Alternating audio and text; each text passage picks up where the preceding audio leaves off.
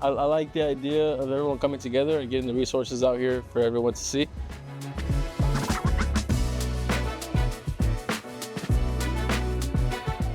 I'm excited to learn about all the different clubs and activities here at YVC.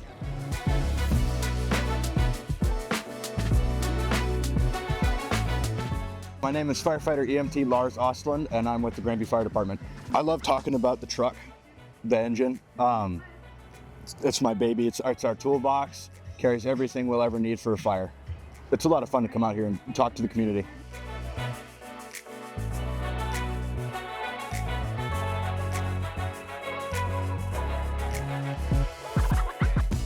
My name is Cassandra Mendez, but I go by Cass Mendez. So we work in the college services sector, but we also have our counterparts who work at the high schools at Davis and Eisenhower that provide the same services. So we want to make families more known of that service so their students can be prepped when they want to go to college.